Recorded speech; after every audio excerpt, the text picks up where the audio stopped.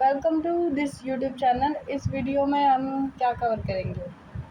हम करेंगे BANC 101 block 1 unit 1। तो ये चैनल पूरी तरीके से इग्नू के लिए डेडिकेटेड रहेगा। यहाँ पे इग्नू के रिलेटेड कोर्सेज की वीडियो आती रहेंगी। और आज ये इस वीडियो में हम कवर कर रहे हैं यूनिट 1 ब्लॉक 1 से। इसका नाम है इंट्रोड्यूसिंग एंथ्रोपोलॉजी। ठीक है, ये हमारी यूनिट का नाम है। ये 100% ओरिएंटेड रहेगा इग्नू स्टूडेंट के लिए। और इसके थ्रू आप मैक्सिमम तो 100 लेकिन मिनिमम 80% तो स्कोर करोगे। बाकी आपके लिखने के तरीके पे भी डिपेंड करेगा। बाकी इससे क्वेश्चन आएंगे। अगर आपको और डिटेल में मतलब प्रोवाइडेड वीडियो से और डिटेल में चाहिए, जिनकी लाइन बाय लाइन चाहिए, तो आप उसके लिए भी कमेंट कर सकते हैं। वैसे ही वीडियो प्रोवाइड कर दी जाएगी। सब कुछ आपकी डिमांड के बेसिस पे होगा। फ़िलहाल ये तरीका अपनाते हैं। अगर और डिटेल में चाहिए लाइन बाय लाइन एक्सप्लेनेशन, तो वो भी मिल जाएगी। ठीक है, बस कमेंट करना होगा। इसके लिए एक कमेंट भी हमारे लिए वैल्यूएबल है। तो शुरू करते हैं। सबसे पहले हमें एंथ्रोपोलॉजी को पढ़ने जाना है, तो हमें ये पता होना चाहिए एंथ्रोपोलॉजी क्या है। What is anthropology?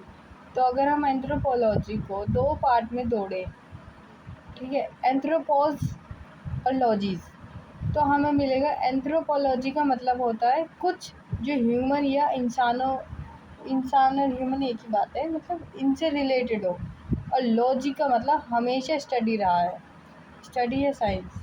ठीक है, तो हम जब इस शब्द को समझ गए कि एंथ्रोपोलॉजी का मतलब क्या है, तो हम इसको डिफाइन कर सकते हैं the holistic and scientific study of human kind across all dimension of time and space. इसका मतलब ये है कि हम साइंटिफिक स्टडी करते हैं इंसानों की हर तरीके से, मतलब पास्ट में, प्रेजेंट में, उसकी हैबिटेट के लिए कि वो कैसे रहता था, किस तरीके से अपना जीवन यापन करता था, अब कैसे कर रहा है, क्या इवोल्यूशन आया, क्या बदलाव आया टाइम के साथ। तो ये सब स्टडी कहाँ होती है? एंथ्रोपोलॉजी में। ठीक है, अब next the core philosophy holism. अब इसकी कोर फिलॉसफी, एक फिलॉसफी जो इम्पोर्टेंट है, वो है holism. But set anthropology apart from other social science, यानी कि एंथ्रोपोलॉजी को अलग, सोशल साइंस के जो अलग पार्ट है उससे अलग कैसे बनाता है?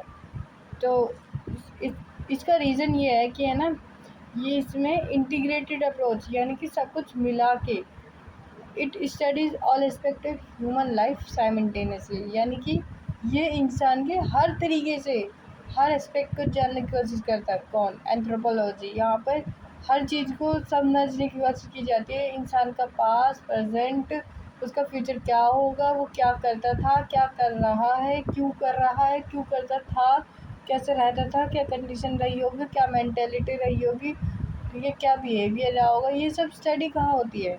एंथ्रोपोलॉजी में। यही इसको अलग बनाता है दूसरे सोशल साइंस के सब्जेक्ट से। ठीक है, इंटरडिसिप्लिनरी, यानी कि इसके अंदर biology, history, social, society, language and culture सबको मिक्स करके, मतलब हर एंगल से समझने की कोशिश की जाती है। यानी कि बायोलॉजी के लिए कैसे उसके इंसान के जो शरीर में बदलाव है, शरीर में हर एक तत्व, शरीर में जो भी ऑर्गन है, ठीक है, वो कैसे काम कर रहा है, क्यों काम कर रहा है, उसका फंक्शन पहले के टाइम में क्या था, अब के टाइम में क्या है, क्या उसका आज भी उतना ही यूज़ है जितना पुराने ज़माने में होता था, जब हम कच्चा मांस खाते थे या मतलब फायर के यूज़ नहीं करते थे, डायरेक्ट खाते थे।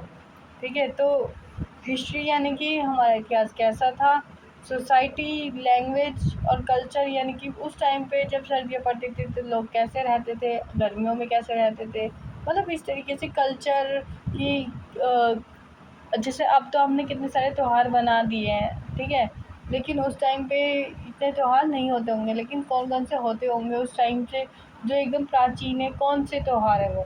तो वही उन सबको मिला के, मतलब इन सब सब्जेक्ट, ये देखो अपने आप में एक सब्जेक्ट है, बायोलॉजी एक अपनी ब्रांच है, हिस्ट्री अपनी ब्रांच है, लैंग्वेज, कल्चर एक अलग ही दुनिया है। सबको स्टडी करना है, सबकी तरफ से सोचना है, तो वो कहाँ हो रहा है? एंथ्रोपोलॉजी में। The time spectrum, cover the depth of past, the reality of present and projection of future. यानी कि एंथ्रोपोलॉजी में ना वही पास्ट को भी कवर किया जाता है, प्रेजेंट को भी देखा जाता है और फ्यूचर के बारे में भी सोचा जाता है कि इंसान अभी ऐसा है, आगे भी अगर ऐसी कंडीशन बनती रही तो वो उसमें क्या क्या बदलाव आएंगे, क्या क्या बिहेवियर चेंज होगा। Universal scope, no human community is too small और आइसोलेटेड टू बी एक्सक्लूडेड।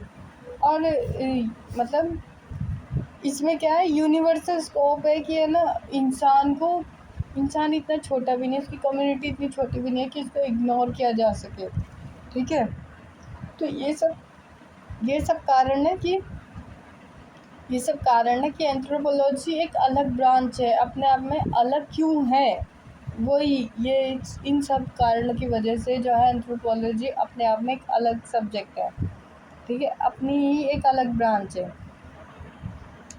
अब एंथ्रोपोलॉजी 4 तरीके की, 4 pillars of anthropology, the major subfields mapping the entire human experience. ठीक है, तो 4 पिलर्स क्या हैं एंथ्रोपोलॉजी के। पहला बायोलॉजिकल एंथ्रोपोलॉजी, दूसरा है सोशो कल्चरल एंथ्रोपोलॉजी, तीसरा है आर्कियोलॉजिकल एंथ्रोपोलॉजी, चौथा है लिंग्विस्टिक एंथ्रोपोलॉजी।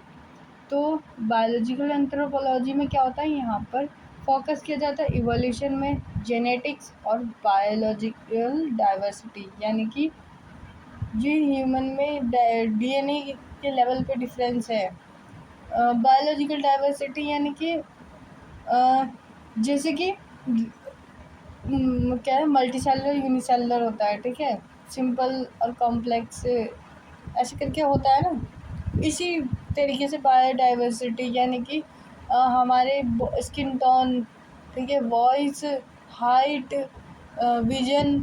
ठीक है, देखा है जो जो आइची मतलब ठंडे इलाके में रहते हैं उनकी आंखें बंद रहती है, और आंखें मतलब बंद नहीं, इसका मतलब ये नहीं कि उन्हें दिखता नहीं है, पर उनकी आंखें बहुत कम खुलती है। मतलब खुलती तो है, इतना खुलती है कि वो देख सकते हैं, लेकिन ज़्यादा दूर नहीं देख सकते क्योंकि नॉर्मल आई से उनकी आंखें कुछ ज़्यादा बंद होती है।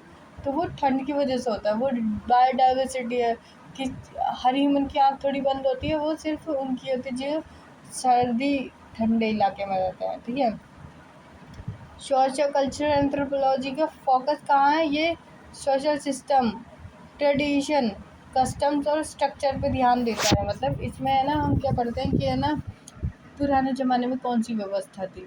ठीक है, क्या व्यवस्था थी, कैसे लोग शासन करते थे, क्या मुद्राएं थी। ठीक है, कौन कौन सी रीति रिवाज हुआ करते थे और आज कौन से हैं। ठीक है, ये सोशल कल्चरल एंथ्रोपोलॉजी में पढ़ा जाता है। आर्कियोलॉजिकल एंथ्रोपोलॉजी में reconstruct past living using material remains left behind, यानी कि रिकन्स्ट्रक्ट यानी कि पास्ट को दोबारा से बनाया जाता है। आर्कियोलॉजी में क्या होता है कि है ना पुरानी चीज़ों को निकाला जाता है, फिर उनको स्टडी किया जाता है, फिर समझा जाता है कि ये उस ज़माने में उस टाइम पर इसका क्या महत्व रहा होगा। जो उस जैसे देखो जैसे कि अकबर के टाइम पर अगर अकबर के टाइम का कोई ग्लास भी मिल जाए ना आज, तो उसकी अपने आप में एक इम्पोर्टेंस होगी, भले ही वो उस टाइम में उस पर थूकते हो या वो उनके लिए एकदम कूड़ा बेकार चीज़ हो, लेकिन वो आज हमारे लिए सोने से कम नहीं है। तो वो ये कैसे हो रहा है, हम पास्ट को रिकन्स्ट्रक्ट कर रहे हैं आर्कियोलॉजिकल एंथ्रोपोलॉजी में। तो जो चीज़ें पीछे छूट गई वक्त में और अब वो हमें मिल रही है, तो हम उन्हें स्टडी कर रहे हैं और फिर अपने आप में एक समझने की कोशिश कर रहे हैं कि ये कितना पुराना होगा, इसका क्या महत्व होगा उस टाइम पे, वो किस चीज़ के लिए यूज़ होता होगा। ठीक है, ये तो एक छोटे से ग्लास की बात की थी, उसमें कई सारी चीज़ें हैं। ठीक है, लिंग्विस्टिक एंथ्रोपोलॉजी, लिंग्विस्टिक का मतलब होता है भाषा। तो यहाँ पे क्या करा जाता है, यहाँ पे किया जाता है examines how language shape the communication and culture, यानी कि भाषा ने किस तरीके से कम्युनिकेशन यानी कि बातचीत करने के तरीके और कल्चर में बदलाव लाया। लैंग्वेज का क्या